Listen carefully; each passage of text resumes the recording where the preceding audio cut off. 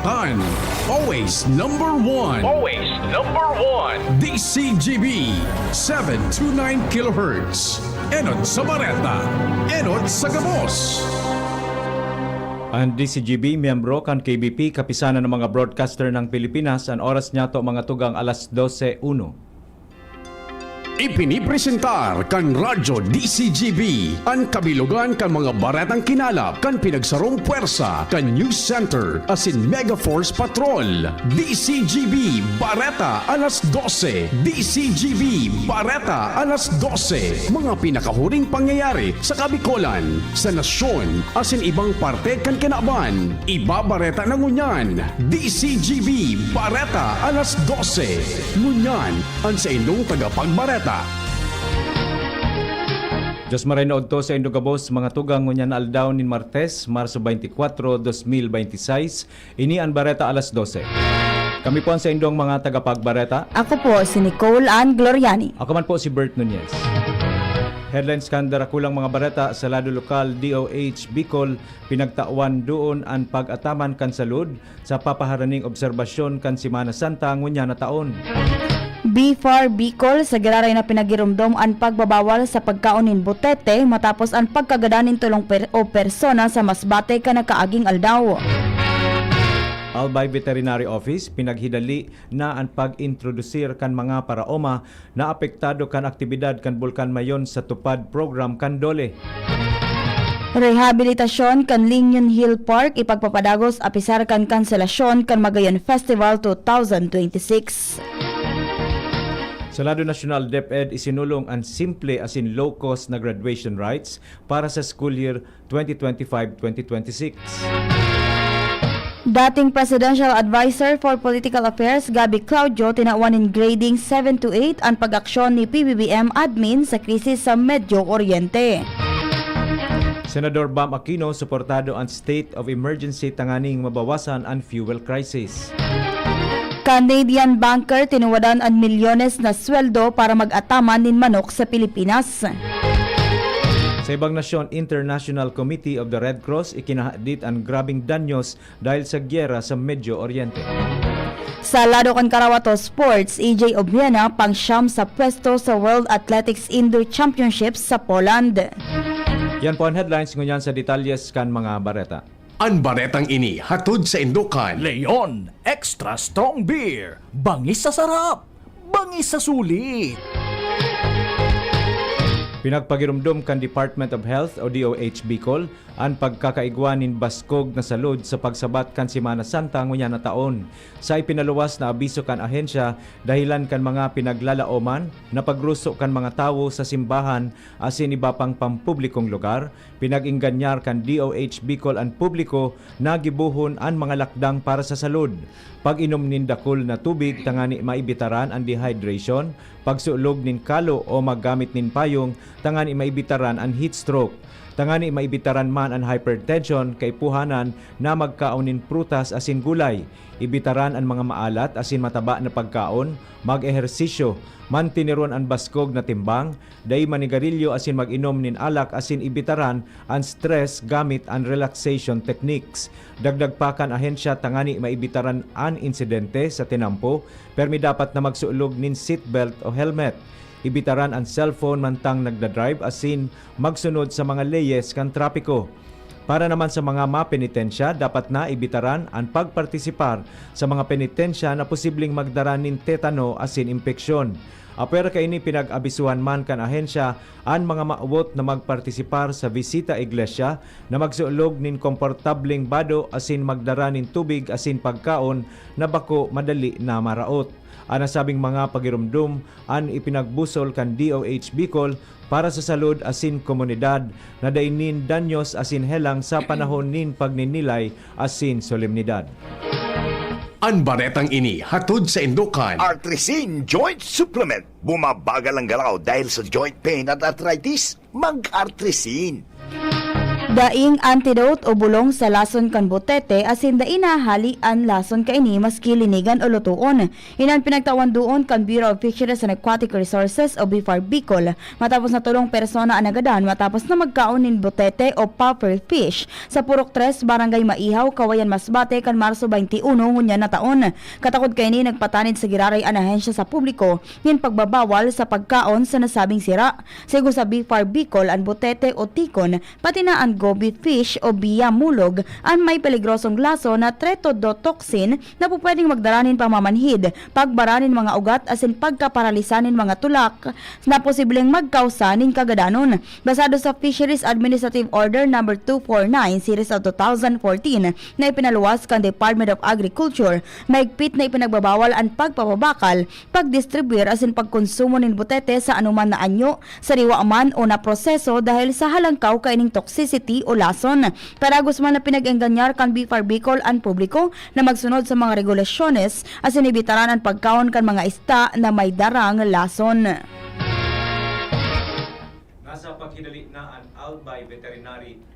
Nasa paghilali na ang Albay Veterinary Office kan pag-introdusir kan mga livestock farmers na nasa laog kan 6 km permanent danger zone na apektado kan aktibidad kan Bulkan Mayon sa tulong panghanap buhay sa ating disadvantaged displaced workers o TUPAD program kan Department of Labor and Employment. Sigun kay Provincial Veterinarian Dr. Pancho Mella, prioridad na mailaog sa programa ang 500 na mga paraoma na pinag-ibakwar ang sa indang mga livestock animal sa mga pooling sites. Dagdag pa niya, pinagigibon ninda ang lakdang dahil lanta daina makakasalbar sa pagkabuhay ang pinag-opresir na Cash for Work program kan Department of Social Welfare and Development mantang nagpapadagos pa ang aktibidad kan Bulkan. Tinawan doon ni Melia na dakulang tabang ang mariresibi na 4,000 pesos sa TUPAD program, apera pa kan 10,000 pesos na hali sa DSWD. Pinaglinaw man kan opisyal na ang 500 na paraoma ang posibleng mabawasan pa dahil lanta ipinagbabawal sa programa ang duwa paitaas na benepisyaryo sa nasa sarong pamilya. Ipagpapadagos ang rehabilitasyon kan Linion Hill Park sa Legazpi City maski daina magpapadagos ang Magayon Festival ngunya na taon. Sigun ni sa pagkikpaghuron kan DZGB News kay Provincial Tourism, Culture and Art Office Head Dorothy Colyoy kung saan 50% na ang progreso kan rehabilitasyon kan parke. Sa presente, pinagpapakaray na ang tinampo asin supply nin kuryente sa lugar kung kaya ipinagbabawal ang paglaog nin anuman ng mga behikulo tangan ni maibitaran ang anuman na insidente. Magigiromduman na nangako ang opisina na tatapuson na nasabing parke bago ang Magayon Festival 2026 na alagad na maski pa kansilado, ipagpapadagos asin gigibuhon na Heritage Center kung saan ipapahiling ang kultura kan probinsya nin Albay, partikular na ang mga impormasyon manungod sa Bulkan Mayon. Preparado na ang iba pang pasilidad sa bagong edipisyo kan Piodoran Memorial District Hospital katakod kan papaharaning soft opening kaini sa Marso 31 sa masunod na semana sa Piodoran, Albay. Sigun kay Albay Governor Noel Rosal, preparado na ang 60-bed capacity na emergency room pati na ang outpatient as in inpatient department, mga laboratorio, operating room, delivery room, x-ray room, asin iba pa. Mientras tanto ka nakaagi, ipinagbugtak naman kan Albay Electric Cooperative ang pag-install nin 150 kVA na supply nin kuryente kung saan nakapreparar man ang 350 kVA na backup generator set kan lokal na gobyerno para sa operasyon kanasabing ospital. Nakikipagkoordinar na ang Department of Trade and Industry o DTI Albay sa mga lokal na gobyerno tangani maimplementar ang Price Act asin masimbagan ang sentimiento kan mga konsumidores asin establishmento de negosyo sa probinsya sa tao ka naglalangkaw na presyo nin petrolyo. Sigun kay DTI Albay Provincial Director Noel Bunaw, pinag-aktibar na ang Local Price Coordinating Council kung saan ninian mamonitor sa mga presyo asin supply kan mga essential na commodities. Apera kay ni sisimbagan man kan konseho ang mga agyat na nahahampang o nagahampang kan mga gas stations na sa iba pang sektor tangali masiguro ang price stability sa probinsya nin Albay. Nasa 50 mga kababaihan edad 30 sagkod 65 anyos ang nagpartisipar sa pinagkukondusir na free clinical breast examination and cervical cancer screening kan Legazpi City Hospital ngunya na aldaw Marso 24. Sigun kay Legazpi City Health Office Head Dr. Francis Gerald Gomez, ang nasabing aktibidad ang parte kan selebrasyon kan Women's Month. Sa iyang tinawan doon man ang importansya kan pagprotehir kan salud, lalo pa na ang cervical as in breast cancer ang nangingenot na kausa nin pagkagadan sa mga kababaihan.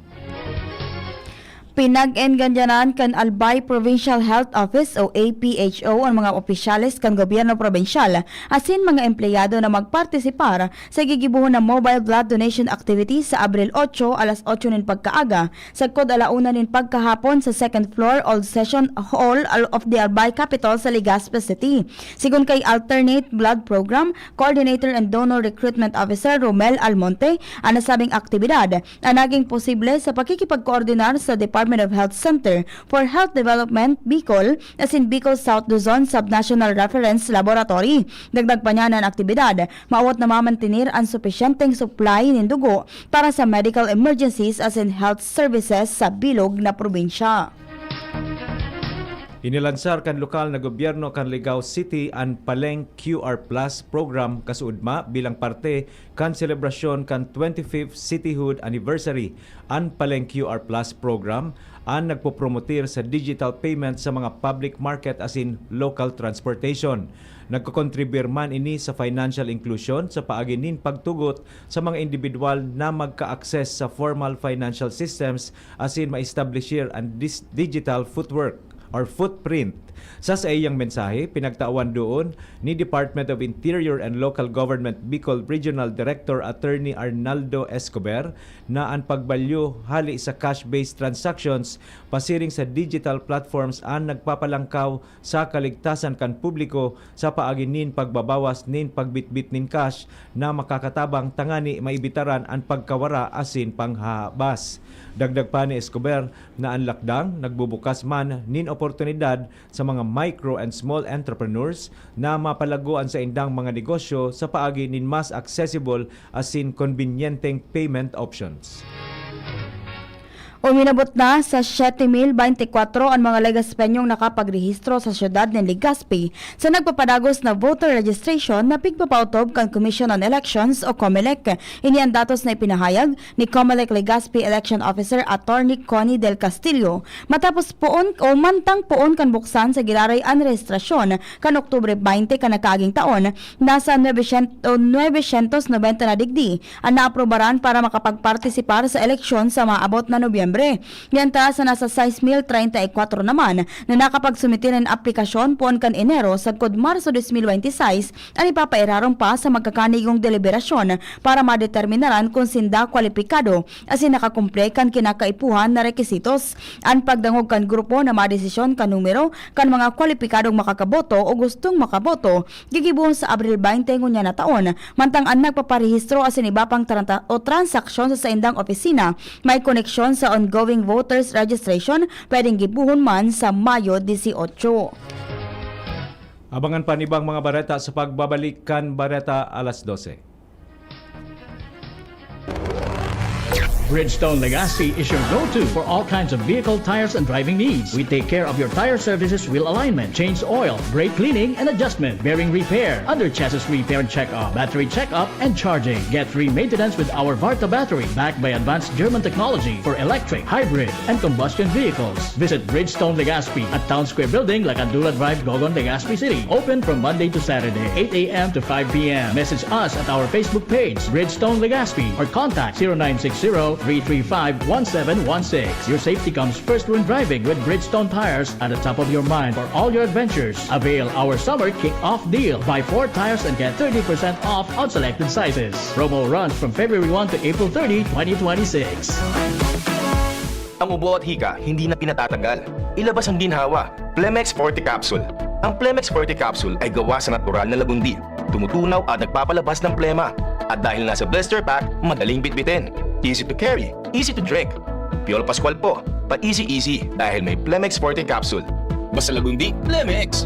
Vitex Segundo L is the generic name of Plemex Forte. If symptoms persist, consult your doctor. Tanggal ang plema, tigil ang ubo. Maluwag ang paghinga sa Plemex Forte. Basta Lagundi, Plemex! Ang Plemex Forte Lagundi Capsule ay mabibili sa pangunahing butika o drugstore na malapit sa inyo.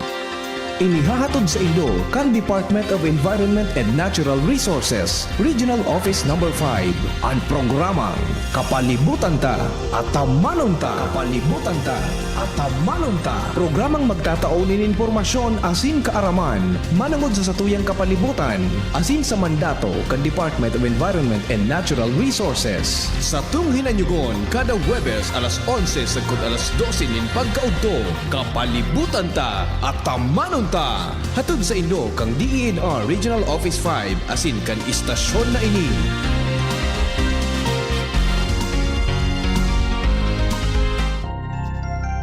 Come to the Metro and you will find everything you need. So keep this in mind. Something sporty. Something smart. Something homey. That's just the start. Whatever you beat is whatever you style. It's here at the Metro. It'll be worth your while. There's something for you. Something for you. Something for you at the Metro. There's something for you at the Metro.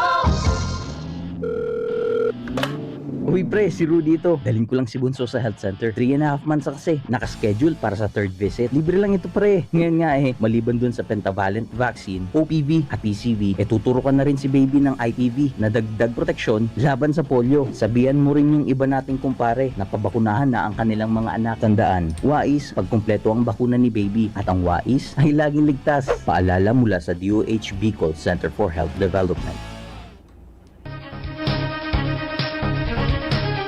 Balik po kita sa Bareta alas 12 para sa detalyes kan mga bareta sa lado nasyonal asin iba pa. Ipinag-orden kan Department of Education o DepEd sa gabos na pampublikong eskwelahan sa nasyon na magkondukta nin simple asin baratong graduation asin moving up ceremonies para sa school year 2025-2026 bilang kasimbagan sa nag-iitaas na gasto sa transportasyon asin presyo nin barakalon. Sa irarom kan DepEd Memorandum Number 015 Series of 2026, ipinagbawal ang anuman na koleksyon in fees o kontribusyon hali sa mga estudyante para sa end of school year rights. Sigun kay Education Secretary Sani Angara, nakamawatan kaini na mapagian an paasanon kan mga pamilya. Ipinag-orden man na ibitaran an magastos na venues asin gibuhon na inklusibo an mga seremonya mantang pwedeng gamiton an school MOOE para sa gastos. Pigkakarkulong 1.9 million na grade 6 asin 1.8 million na grade 12 learners ang magradwar ngunya na taon asin nakatalaan ang mga seremonya sa Marso 30-31, 2026. Sa tahaw ka nagkukusog na tensyon sa Medyo Oriente, nag-ani nin posibleng marka. Hali kay dating Presidential Advisor for Political Affairs, Gabi Claudio, ang mga lakdang na pigigibo kan presenteng administrasyon. Kanhapoton kung ano ang grado o rating na itatao niya sa gobyerno sa scale na 1 sa kod 10, kung saan 10 ang pinakahalangkaw dahil nagduwa-duwa si Claudio na magtaonin mas halangkaw na grado. Tinawanin doon ni Claudio na pangenot na basihan kan sa iyang grado ang matanos na pangangaipo sa mga Pilipino sa ibang nasyon asin ang makaskas na pag-ibon ng polisiya sa laog kan Pilipinas. Pinagrekomendar ni Senador Paulo Benigno Bam Aquino IV ang pagdeklarar nin state of national emergency para matabangan ang mga Pilipinong apektado kan padagos na pag-itaas kan presyo nin petrolyo. Sigun sa iya, mati na kandakul na pamilya ang emergency level na nadidifisilan dahil sa pag-itaas kan presyo nin gasolina asin diesel kaya kaipuhan nin tulos na aksyon kan gobyerno. Sa irarom kan siring na deklarasyon, pwedeng magpautob nin price ceiling sa mga pangenot na barakalon asin magpaluwas nin ayuda para sa mga apektadong sektor aron kan transportasyon asin micro, small and medium enterprises. Tinawan nindoon man niya na dapat masiguro na makaabot sa publiko ang mga benepisyo kan mga propwesto sa Senado. Kay bahan ang pagtataon nin poder sa presidente na magbaba o magsuspindir nin fuel excise tax. Mantang padagos na nag-iitaas ang presyo kan petrolyo sa pangkinaban na merkado dahil kan tensyon sa Medio Oriente, kung saan uminabot na sa sobra $110 kada bariles ang krudo. Sarong Canadian banker na nagdedelensya nin milyones ang tinuwadan ang magayon na career para mag-atama nin mga manok sa Pilipinas. Ini ang buhay ngunya ni Andrew Fletcher, sarong 27 anyos na Canadian banker na tinalikudan ang sa iyang maginhawang career sa Scotiabank, saro sa pinakadakulang bangko sa Canada, para itayaan sa iyang kapaladan sa industriya nin pagmamanukan o poultry industry sa Pilipinas. Sa edad na 23 anyos, naabot na ni Andrew ang pangaturugan kan kadaklan sarong posisyon sa corporate banking sa downtown Toronto na may sweldo na 150,000 na Canadian dollars o sobra 6 milyones pesos kada taon. Alagad sigon sa iya, marikas na nawaraan sa iyang kilig sa iyang trabaho. Pag-ako ni Andrew na mantang nagahaloy nagiging paurotro na sanaan sa iyang pigigibo. Nagsawa naman siya sa kulturang pirmi nagahalat nin weekend o bakasyon dahil sa kapagalan sa trabaho. Pagkatapos ng 2 taon sa corporate banking, binayaan niya ang sa iyang trabaho asin nagtindog ng chicken farm sa Pilipinas gamit ang sa iyang savings. Dahil nasa poultry business ang pamilya kan sa iyang partner, asin may aram siya sa dalagan kan negosyo asin industriya sa Pilipinas, nahiling ni Andrew ang oportunidad na parambungon ang sa iyang kwarta sa paagi na siya ang may pugol kan sa iyang oras. Siya o sa iyang pagbalyo dakul na kultura ang nakabigla sa iya kaibahan na digdi. Ang dakul pala na darakulang farm sa Pilipinas ang daing computer asin puro cash-based ang transaksyon. Nangapudan ang Philippine National Police o PNP nin mas agresibong integrasyon kontra sa ilegal na droga sa mga eskwelahan kasunod kan pagkakaaresto nin sarong school principal sa pigigibong buy-bust operation sa Surigao del Sur. Ang nasabing suspect iyon 45 anyos na District 1 School Supervisor o Principal 3 sa Tagbina, Surigao del Sur asin na aresto kan Marso 20. Sa ginibong operasyon kan mga autoridad na kumpiskar sa iya ang 2 heat-sealed transparent plastic sachets na may laog na shabu na pinagkakarkulong nagkakantidad nin 6,800 pesos asin ang markadong buy-bust money na pigamit sa transaksyon. Sigun kay PNP Chief General Jose Melencio Nartates Jr. na nakakaalarma na ang tagaturo na dapat nasarong role model na imbelto sa siring na klaseng aktibidad. Kung kaya dapat na magtabangan ang gabos para marisolberan ang siring na problema para sa interes kan mga estudyante asin para sa edukasyon. Tinawan nindoon ni Nartates na mantang ang mga estudyante ang perming focus sa drug awareness, dapat na ang mga faculty asin staff iyo anday dapat na kalingawan. Dahilan digdi makoordinar ang PNP sa DepEd para sa pagkondukta nin mas pinakusog na preventive education pati na sa mga miyembros kan faculty. Pinirmahan na ni Senate President Tito Soto III ang propestong mataon ng autorisasyon o emergency powers kay Presidente Bongbong Marcos para paramiantas na suspinderon o bawasan ang excise tax sa produktong petrolyo. Nainot na si Soto na nagpirma sa propesto mantang pigahalat ang pagpirmaman ni House Speaker Boji D. Kapag napirmahan na kan Speaker, ang Kamara na ang matransmit kaini sa opisina kan Presidente para mapirmahan bilang ley. Piglalauman na mapirmahan tulos ini ni PBBM para mabawasan ang epekto kan padagos na pag-itaas kan petrolyo na daraman kan tensyon sa Medio Oriente. Bareta sa ibang nasyon na hahadit nin marhay ang International Committee of the Red Cross o ICRC na padagos na gyera sa Medio Oriente. Sinabi ni ICRC President Mirjana Spoladjatic Eger na ang mga natatamaan na mga essential infrastructures sarong klase naman nin gyera sa sibilyan. Mas maghadit ang tamaan ang mga nuclear sites kan Iran dahil sa mas magiging matindi sigurado ang danyos. Kay bahan man ining nangapudan na dapat magkaigwanin paghururon sa pagultanan kan Iran asin Israel. Magigirumduman na ibinulgar ni US President Donald Trump na nagkakaigwanan nin paghururon ang mga representantes kan Amerika asin Iran matapos ang pagtataon niya nin sagkod 48 oras para buksan ang Strait of Hormuz. Sa lado kan Karawato Sports, nagtapos sa pangsyam na pwesto si Pinoy pole vaulter AJ Obiana sa World Athletics Indoor Championships 2026 sa Poland. Nakamit ni si Obiana nin 5.70 meters na clearance, alagad harayo ini sa mga podium finishers na kinabibilangan ni Mondo Duplantis kan Sweden, Emmanuel Karalis kan Greece, asin Curtis Marshall kan Australia. Ano na nakapagrehistro si Obiana nin 5.5 asin 5.70, alagad nagpalyar ini sa tulong attempt kan 5.85. Maging ang kapwa Pinoy ni si John Cabang Tolentino nagpalyar man makaabot o para makaabot sa semifinals kan magtapos ini kan ika-4 na pwesto sa heat 1 kan 60 meters hurdles asin may oras na 7.77 na segundo.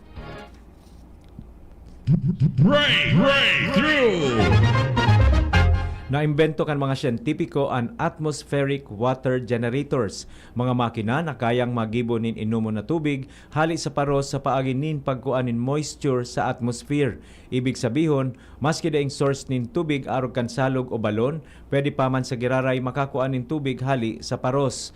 Nagagana ini sa paaginin paghigop kan makina kan paros sa palibot. Pinagpapalibot ini sagkod sa pinapapalipot ini sagkod sa mag-condense ang water vapor. Pinagkokolektar asin piglilinig asin pinagigibong ligtas na inumon na tubig.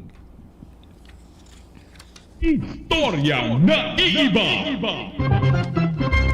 Nakaresibi ni man iba-ibang reaksyon online ang sarong 25 anyos na content creator matapos siyang bansagan na human 3D printer dahil sa iyang talento na pag-ukit ng mga detalyadong sculpture hali sa carrots gamit sanaan sa iyang mga ngipon.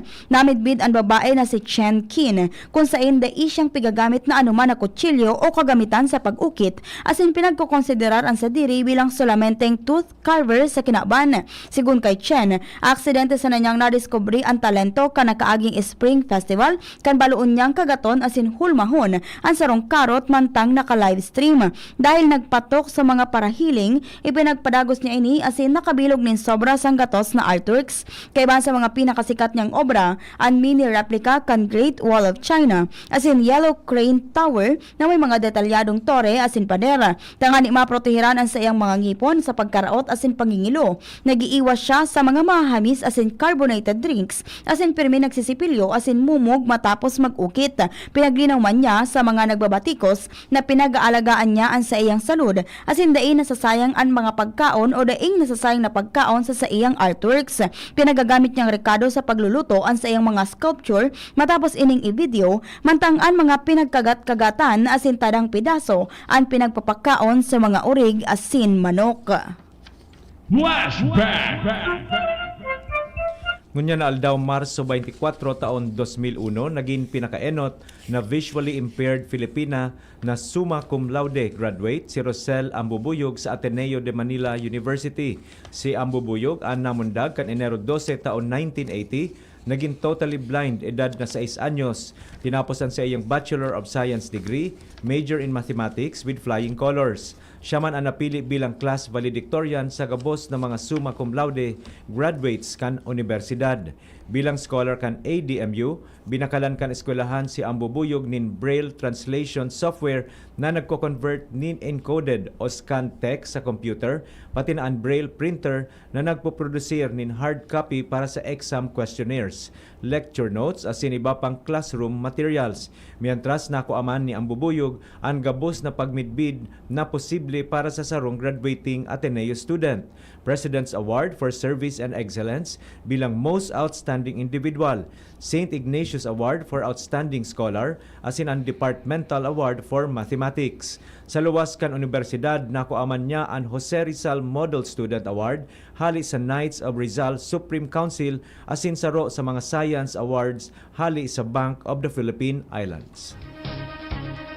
Mga tugang iyan na po ang kabilugan kan sa tuyang alas 12 mga bareta at tinipon asin kinalap sa DCGB News Base.